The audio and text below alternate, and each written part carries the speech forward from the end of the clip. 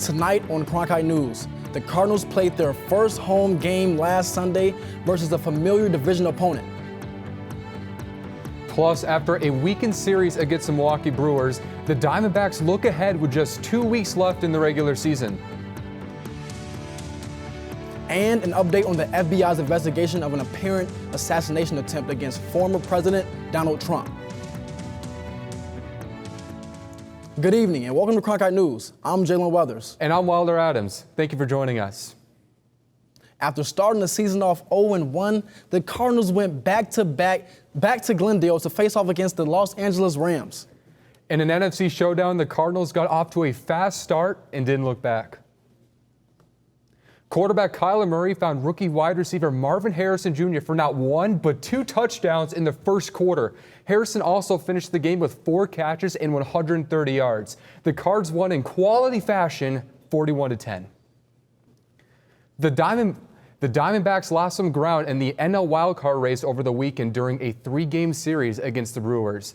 The Snakes were able to salvage a win against the Brew Crew with some late-game heroics. Trailing 10-8 heading into the bottom of the 10th inning, the D-backs scored a pair, setting the stage for Gina Suarez, who walked it off for Arizona.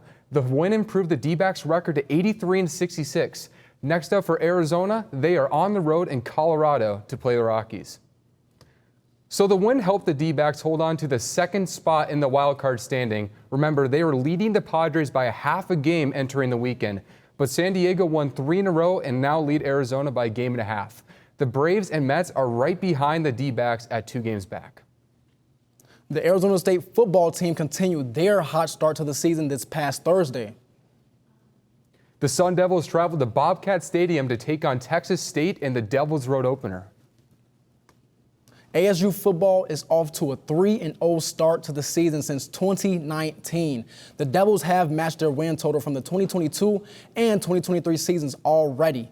After getting their first road win last Thursday, they now have a big test ahead of them as they prepare for their Big 12 opener at Texas Tech. Kenny Dillingham has been proud of his team's composure on the road so far. Our guys didn't flinch in that game, which was awesome to see. There was never a wavering, never a flinch, just on the sideline with their body language, with anything. That's a really good sign of the direction of the program, is when you win games like that, when your guys don't flinch. All of the Football Bowl subdivision, or FBS schools, have added some new technology this season.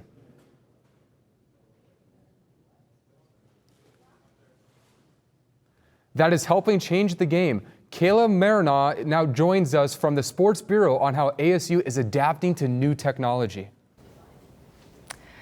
College football adopted helmet technology communication this season that allows coaches to communicate with a player on the field. This interest in the new rule change gained a lot of traction after the Michigan sign stealing scandal from last season. While they are still getting used to it, the Sun Devils say it is working well for them so far. Arizona State football has been through many changes prior to the season, most notably changes in the NCAA rulebook, one involving next-level technology. The NCAA Playing Rules Oversight Panel approved the option to use coach-to-player communications through the helmets. Junior linebacker Keyshawn Elliott is one of the players wearing the helmet technology this season and is adjusting to the new role. I think it's forced me to, communicate to the defense a lot more, share the play calls, share the tips, whatever we can. Defense is based off of communication, pre-snap awareness. It helps us play faster, be on the same page, so ultimately I like it. Players who have the coach-to-player communication will be identified with a green dot on the back of their helmet. Only one player is allowed to have this helmet technology on the field at a time. Coaches can communicate with players up to 15 seconds left on the play clock or until the ball is snapped, whichever comes first. The kids still have to play football.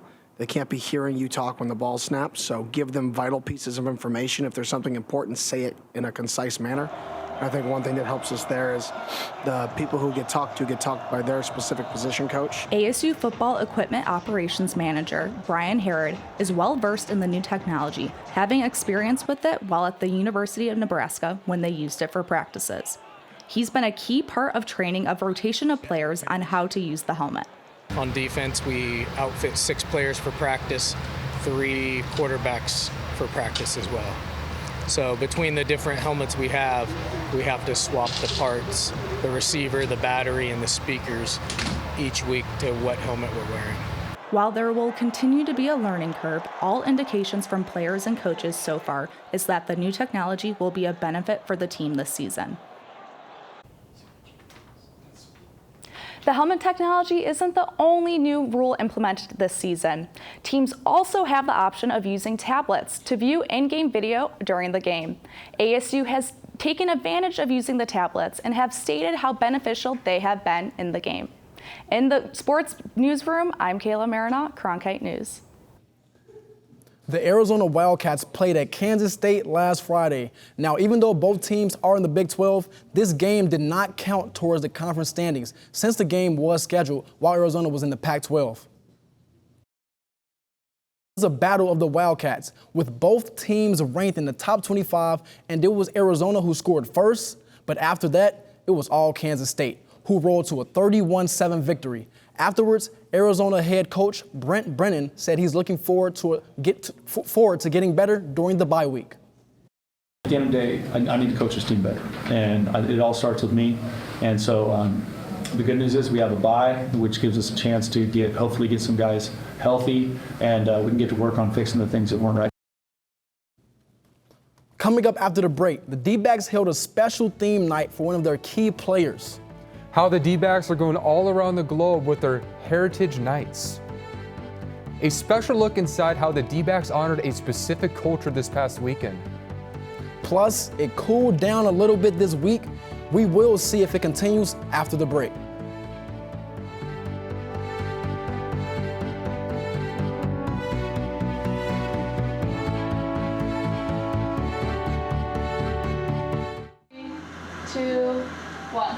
Coming up on the cut. Coming up on the cut. Coming up on the cut. How students can build their broadcast journalism portfolio with opportunities to learn more about on-air reporting and studio production.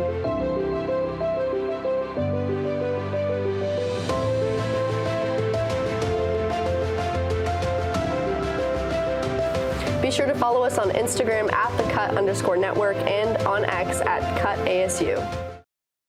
What Cronkite News means to me is opportunity.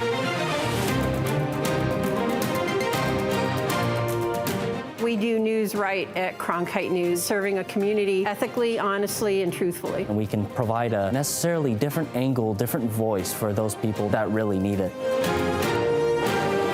The students, they have a lot of passion for journalism. I get to do a lot of stories about the Hispanic community. And we have access to cover all of these sorts of events and get media coverage of all these different personalities and athletes, and that's just a huge thing. But it's also a chance for people here to be humanized. Individuals of all walks of life. Cronkite News will help take the next generation of journalists onto their next careers. I am old enough to remember Walter Cronkite. We're putting a lot of pride on his name because we are practicing a lot of the things that he did. I think he'd be smiling from ear to ear. I. We are Cronkite.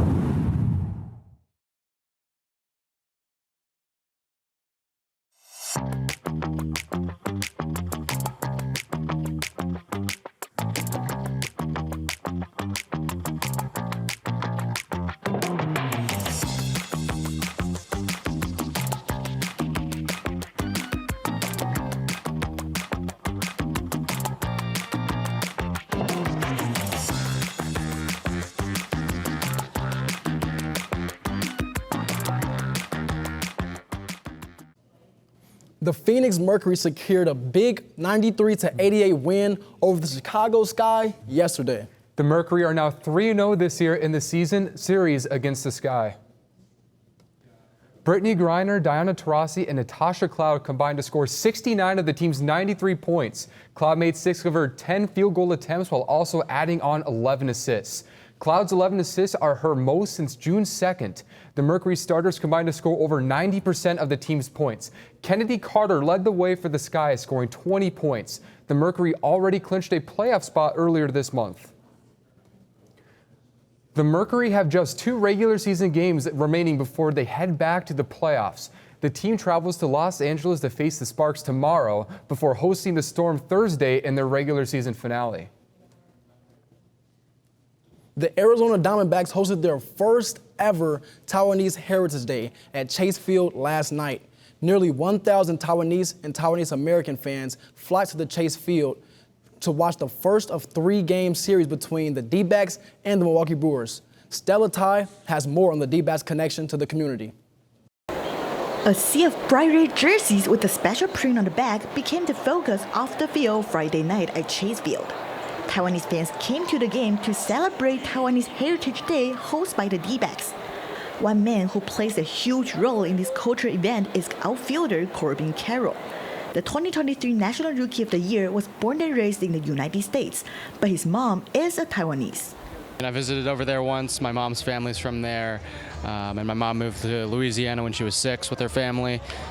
So yeah, we got to go over there one time and meet some of her extended family, and I just remember it being very beautiful, amazing food, and great to meet my relatives. The nice ticket package was sold out, which featured a limited edition jersey, baseball cap, and a pair of American and Taiwanese flags. Some fans sat together behind Carroll, while some chose the seats on the left field for a solid reason. The Wei-Chen Dragon Beauties cheerleaders, who represent the Taiwanese defending champion team Wei-Chen Dragon, will take the field for a special pre-game performance. We want to treat our fans who bought the ticket package with a front row view to watch our show. We've also prepared several songs, including one original and one we've never performed. These songs are composed in English, Mandarin, and Taiwanese as we hope to bring more diversity to our fans. It's getting more and more common to see Taiwanese cheerleaders get invited to dance and perform at a major league ballpark. The D-backs now join the New York Mets, the Oakland Athletics, and the Los Angeles Angels to become the fourth team to bring Taiwanese cheerleaders on the performing stage.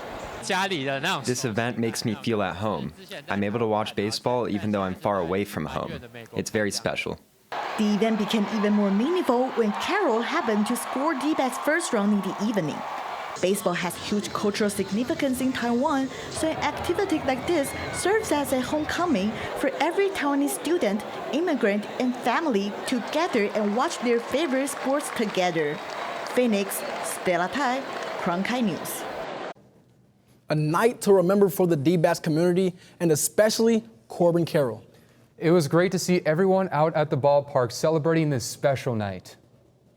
Turning now to the weather, as we all know, it's been a brutal summer, but cooler temperatures may finally be here. Keller Brown joins us now from the Cronkite Weather Center with what we can expect. Lower temperatures are coming indeed. Taking a look at 7 p.m. tonight, right around 92 degrees. That is right around halftime of the Monday Night Football game between Philly and Atlanta. Prime weather to get out and walk your dog if you have one. Lower temperatures, taking a look at Grand Canyon and Flagstaff, 30 to 36 degrees. So if you're out hiking in the early morning or in the late evening, be sure to pack a nice warm jacket because it will be colder than you might think. Now looking at the highs, Phoenix and Casa Grande, 93 and 92. Still not right where we want it to be in the cooler aspects of things, but we are getting there, folks. We're getting there. So the cooler temperatures, does that mean that the rain is coming? Not exactly. Taking a look at Payson and Globe, it will be raining there a little bit tonight around 7:30. And as we move into Tuesday morning and then Tuesday evening, the rain will be moving out of Arizona as a whole eastward. Finally, taking a look at the 8-day forecast, 95, 97, and then 94 will be your Wednesday, Thursday, and Friday weather. Perfect time to get out and do something in the sun. Sunday, it will be 101 degrees. That is prime stay inside and watch football all day. The Cardinals are 1-1. They got a great game coming up against the Lions at 1 o'clock on Sunday. We'll see you there. From the Cronkite Weather Center, I'm Keller Brown.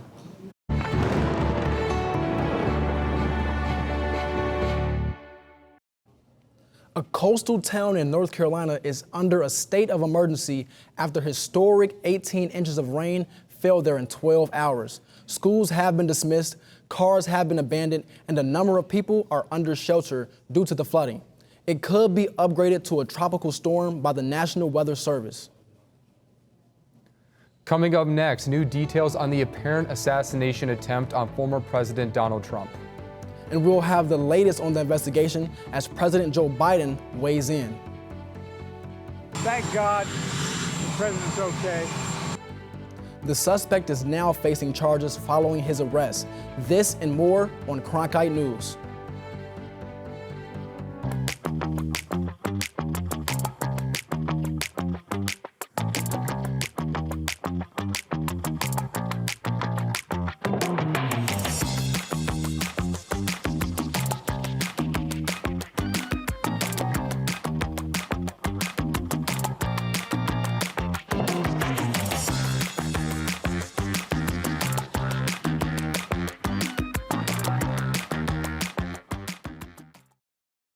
What Cronkite News means to me is opportunity.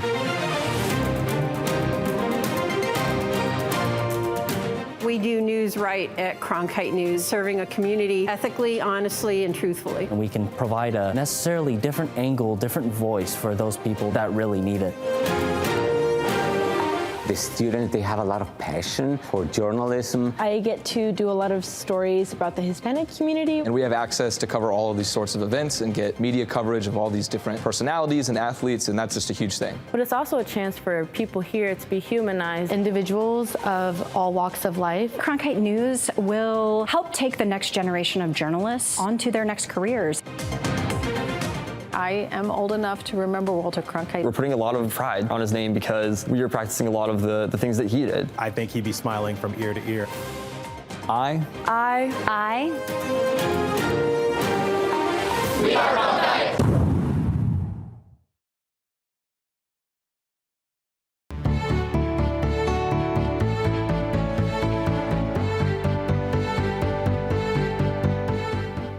Welcome back to Cronkite News. I'm Kendall Flynn with your news headlines.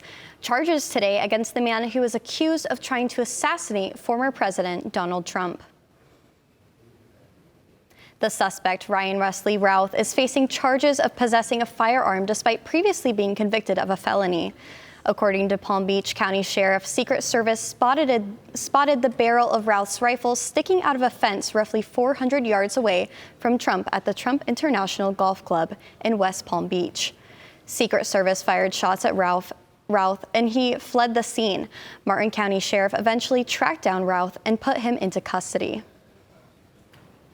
Had we just turned on blue lights and he would have taken off, we would have had to pin him and crash him on I-95. But I'll say this, it was probably the highest profile stop this sheriff's office has ever made. We were stopping the man who was involved in an assassination attempt on the highest profile target on the planet. And I am thankful to the men and women of this sheriff's office that put themselves in harm's way and apprehended that suspect without incident. President Biden and Vice President Kamala Harris were both briefed on the event. Harris taking to Twitter saying, "I'm glad he is safe. Violence has no place in America." Biden was met with the media in D.C. this morning where he says the Secret Service needs more help.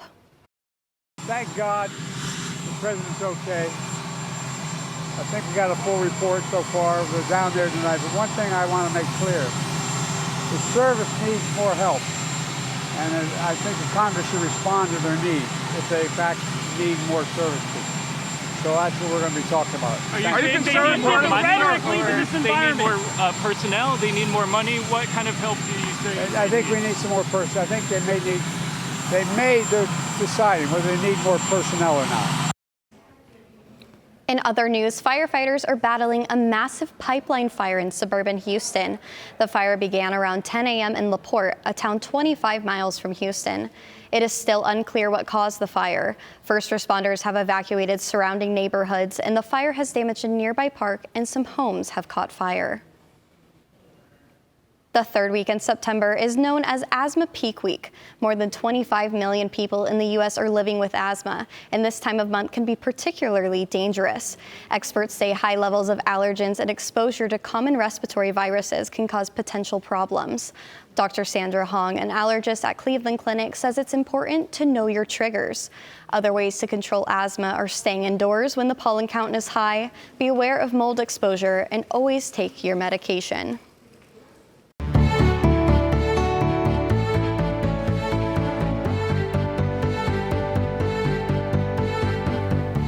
Back in Arizona, a Civil War-era abortion law is officially off the books. The 1864 law criminalized all abortions unless the woman's life was at stake.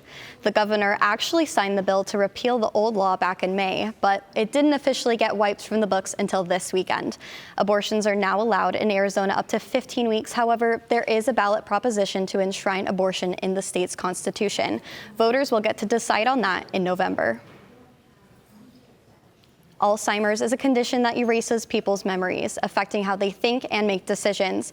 Cronkite News reporter Ignacio Ventura tells us how researchers have been working to address health disparity issues associated with Alzheimer's research. According to experts, the Latino population in Arizona is more likely to be diagnosed with the disease. However, researchers are working on how to include underrepresented communities. Nearly 7 million people are living with Alzheimer's in the United States, and more than 151,000 people aged 65 and older live with this condition in Arizona, according to the Alzheimer's Association 2024 report. Psychometrist Shannon Lindemer conducted research on mild cognitive impairments among Mexican immigrant adults in southern Arizona. The Hispanic population, that population is one of the fastest growing segments. By the year 2060, it will have at least doubled in size. In Arizona, an average of 347 people died annually between 2018 to 2022, according to a report from the Institute on Minority Health and Health Disparities. In Tempe, several researchers gathered in a conference to present their findings on Alzheimer's disease. A lot of people want Latinos to enroll in studies to understand Alzheimer's disease risk. But I think what we need to do is really focus on the cultural aspects in Latino communities. The conference emphasized the need for further diversity in the Alzheimer's disease neuroimaging initiative. This study seeks to validate biomarkers for Alzheimer's disease clinical trials. However, a breakdown of individuals in the initiative reflects a further need for diversity. There are concerns about the ability to get people to come to academic medical centers to participate in research, worries about trust with regard to use of data, and so we have to forge relationships. Lindemer still recognizes the mistrust a number of Latinos have with regards to the medical community. Lindemer wants people to understand the effects of Alzheimer's. Culturally, aging is seen as, normal, but there's normal cognition problems that happen with aging, and then there's abnormal cognition problems. And we want to focus on helping people in the community better understand what is normal cognition, what's abnormal cognition, and point them in the right direction. According to the U.S. Department of Health and Human Services, 33.2 Hispanic/Latino people in Arizona died per 100,000 people between 2018 and 2022. In the newsroom, Ignacio Ventura, Cronkite News. That's it for tonight's news headlines. I'm Kendall Flynn. Back to you. Coming up next, the 76 Emmy Awards were hosted this Sunday. They took place at the Peacock Theater in Los Angeles. We'll have a rundown of which shows took home multiple awards.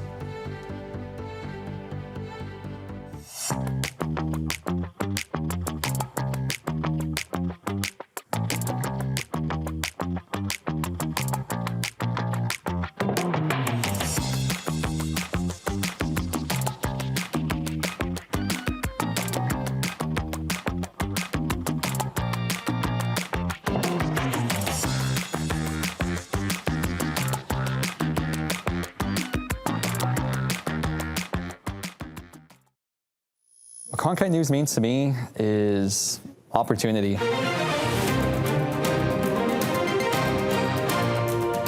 We do news right at Cronkite News, serving a community ethically, honestly, and truthfully. And we can provide a necessarily different angle, different voice for those people that really need it. The students, they have a lot of passion for journalism. I get to do a lot of stories about the Hispanic community. And we have access to cover all of these sorts of events and get media coverage of all these different personalities and athletes, and that's just a huge thing. But it's also a chance for people here to be humanized, individuals of all walks of life. Cronkite News will help take the next generation of journalists onto their next careers. I am old enough to remember Walter Cronkite. We're putting a lot of pride on his name because we are practicing a lot of the things that he did. I think he'd be smiling from ear to ear. I. We are Cronkite.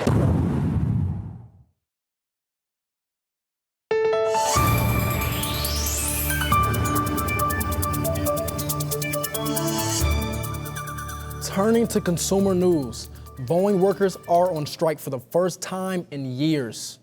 The strike started on Friday, and contract negotiations are expected to resume this week. Employees walked off the job at the company's Seattle area plants, their first strike since 2008.